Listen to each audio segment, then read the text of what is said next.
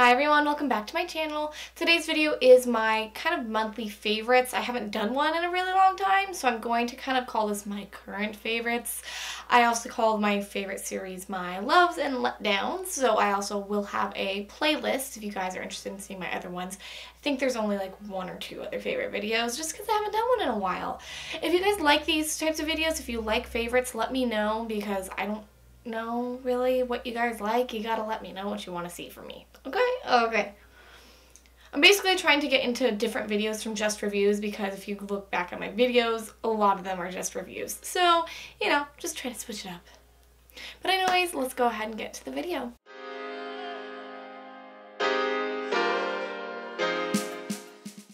Woo! My ear just started ringing. Okay, so my very first favorite is going to be the Give It To Me Straight palette from Colourpop. This is so beautiful. I'm actually not wearing it today. I'm wearing the Urban Decay Back Talk palette, which I am working on doing a review on for you guys. But it actually does have pretty similar tones. It's pretty much more expensive though. But these are the kind of tones I love on my eyes. The rosy, not too warm, not cool, just kind of their own kind of special tone sort of shadows. I love the pinks and purples. I love the shimmers in here. Colourpop has some of the best metallic shadows ever. I'm going to say that right now. I just love this palette, and I love pretty much every other Colourpop palette I own. If you guys want to see some of my reviews, you can go ahead and check them out on my channel. I'll throw up the review for this one up in the cards right here.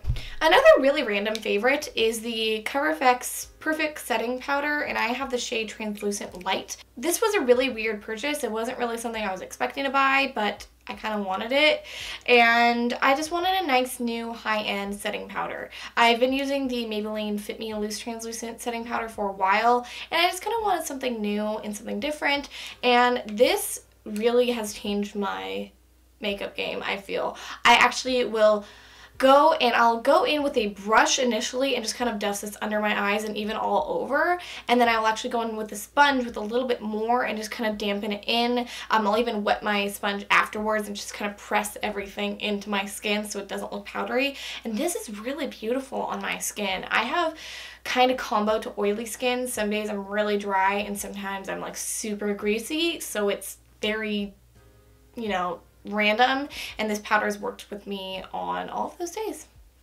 This is another kind of weird thing. I have this set from Kevyn. It's his Making Faces beauty book, which I don't know if he still sells. I got it at Sephora for I think around $75 during the VIB sale.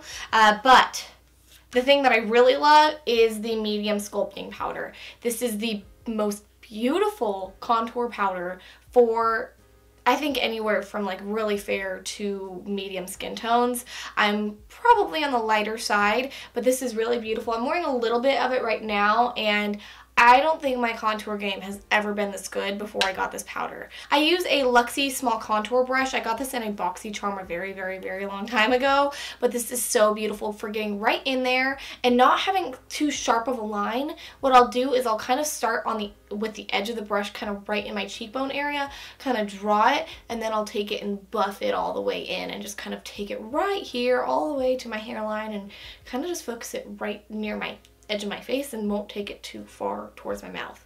With that being said, I love this sculpting powder. This bronzer and the highlight are really good too. I do use them usually most of the time when I have this palette out, but if you can afford it and you love a good contour, get this sculpting powder.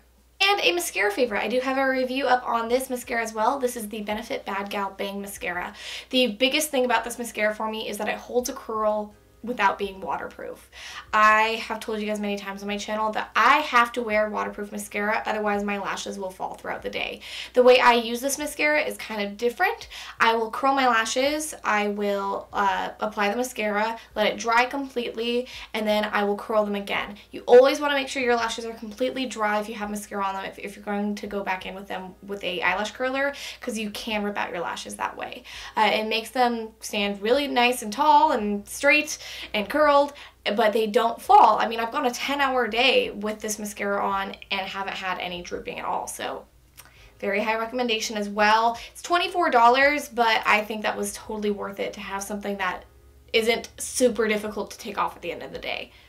And another palette favorite is the Anastasia Beverly Hills Soft Glam palette. This also came out this month, and I do also have a review on this, but I love this palette. Again, like I said with the Colourpop palette, these are my tones. I love rosy tones. I'm so tired of warm toned, orangey, red palettes. I just can't do them anymore. They don't look flattering on my eyes. Personally, I feel like I just end up kind of looking sick, and I think a lot of people think the same way. This is much more natural, allows for a much more natural finish and a natural look, and definitely a soft glam kind of look. If you're looking for something nice and pretty but not too much, this palette is definitely going to be great for you. I also filmed a look with the review that I did, so if you guys are interested in seeing what I've done with that, go ahead and check it out. And another really random favorite. These are my sunglasses that I've been really into lately. These are the Quay Australia x Desi Perkins sunglasses, and these are the black fade high keys. These are the regular size. They're not the minis. This is how they look on me when I put them on. I think I look pretty cool. I feel like I kind of look like a cop. Do you know why I pulled you over? Actually, triggers me because I got a speeding ticket and I'm waiting to pay for that. Anyways, I really love these sunglasses. I usually wear them on my head like this if I'm not wearing them while I'm driving. Sunglasses are very good for you. You shouldn't be squinting in the sun, so make sure that, you know, your skin is protected with SPF and your eyes are protected with sunglasses. These are also really dark, which I like because I feel like I can't find good sunglasses that are actually dark. These were $65. I bought them at Nordstrom in San Francisco. So if you're interested in getting a pair of sunglasses that are kind of pricey but really awesome, I really recommend these. And of course, it's always nice to support a fellow YouTuber. And then a couple of random favorites that I don't have to show you right now. One, coffee ice cream, specifically Haagen-Dazs, the best ever. I love coffee ice cream. It's the only really way I like coffee because I'm not a big coffee person. I actually like tea. My usual Starbucks drink, it's actually an iced black tea with half and half and classic. I do a Venti Iced Black Tea with 9 pumps of classic syrup and an inch of half and half shaken in, and it is so good. It tastes like milk tea or Thai iced tea if that's something you're interested in, and this is only $2.95. That wasn't really a favorite, but it's always a favorite, you know what I mean? Favorite show right now is Riverdale. I just got into it. I know I'm really late on the bandwagon. I just finished the first season, so I need to kind of find where the second season is somewhere so I can find it to watch it, because Netflix only has the first season right now. It is so good. It reminds me a lot of Pretty Little Liars, which I actually never finished, but I feel like the plot is kind of similar, but it differs at the same time. So if you guys like those kind of mystery shows, I like it. So I would recommend checking that out. And then just a quick YouTuber favorite as of right now. My favorite YouTuber to watch whenever I wake up in the morning or whatever it is would be Samantha Marsh. I will link her down below. We have a very similar review style, I feel, and she actually is one of the YouTubers that kind of inspired me to get into YouTube. She has about 50,000 right now. I feel like she's one of those YouTubers that I'm like, you should have way more. I'm falling off my chair. Oh, nice. Oh, I forgot to mention my concealer.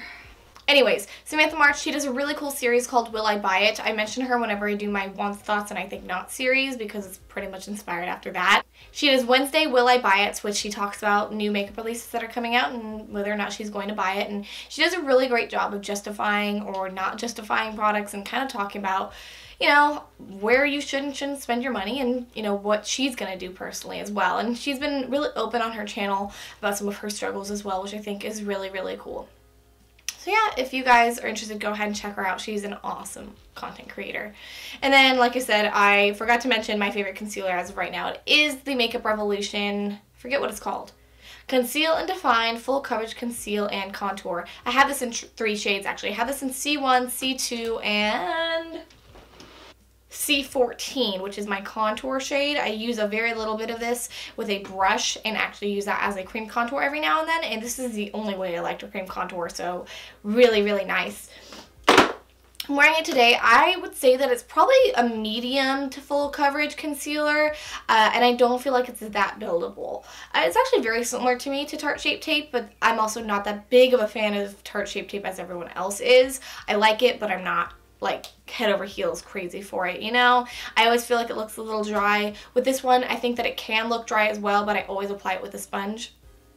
which I think helps with that.